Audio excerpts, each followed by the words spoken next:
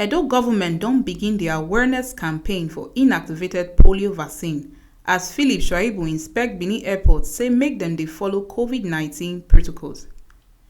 Edo state government don kick off one ogbonge campaign to make the people know the need to immunize their children with the inactivated polio vaccine to make sure say dem dey free from poliomyelitis. Edo State Deputy Governor Right Honorable Comrade Philip Shuaibu wey flag up the campaign for Benin lead other ogbonge government officials and health practitioners do sensitization waka round the major streets and markets across the city. Dem even reach King Square and Oba Market.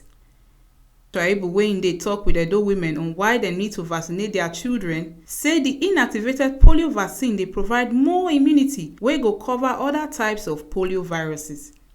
The deputy governor come tell dem make dem not forget to take the oral polio vaccine OPV. Say the combo of OPV and IPV na go fit help their children to dey strong kakaraka. Your family, your friends, tell them. If they discuss for una meeting, bring them up. If they reach AOB, say your own AOB na to ask all of them wey get children. They don't take immunization. They say no. Tell them.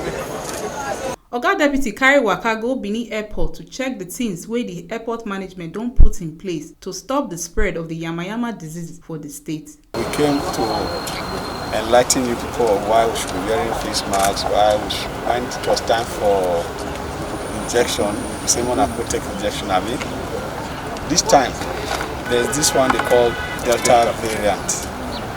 This one now, when players come, they can't get mercy for them. The mercy can't be cured. Some of these sick people can't be stubborn. When malaria come, it gets some mercy where they bring. When they take her, it go well, but suddenly it will come back. Now, this variant, it feel like it can worse past the original one we call. Why? Because this one now comes strong. You don't can develop rich level. It's not the only cold area. The thing can be strong. Even for heat now, this one can be also good. And this one, they spread quick past that coronavirus we first get. They say this one, the way they spread is they spread like chicken pox. So that means if you shake person for that one, it will catch you. But chicken pox, say even if you close to person, now one hand, and so this one will be. And so before they say now only Oyibo area and cold area. Now it don't reach our West Africa here. It don't get there now.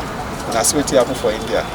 Nobody expects that kind of thing to happen. When it happened for Brazil, and when US say they don't go make 500,000 people don't die, when they say now it don't be West Africa. And this one don't enter West Africa, you don't know cold, you don't know heat. It's strong well. So that is why I want to ask, okay, for Edo, say we get plenty of our children with the and we feel say our border we need to watch our well. And the first border where all this Oyibo, our children do Oyibo land now airport. The other ones now by road. And but airport now day. So say no we can't tell you now. Say see the development we don't do now. And for us to fit handle and the way we handle the first one, we will need the same cooperation from una. Because the last one our airports now make people know they die for street. We know people for street will help us and una help us. But this one now we pray the way we take fight that first one, we collaborate again, join hands, we fight am. Shuaibu still talk to drivers wey dey do kabu for the airports on the need for them to dey very careful, make dem for not spread the virus as they need to comply with the COVID-19 preventive protocols. This one na the ogbonge informate wey TMC TV carry come give una on top the cocoa for today. My name na Jennifer Eyimema Ihimi from Benin.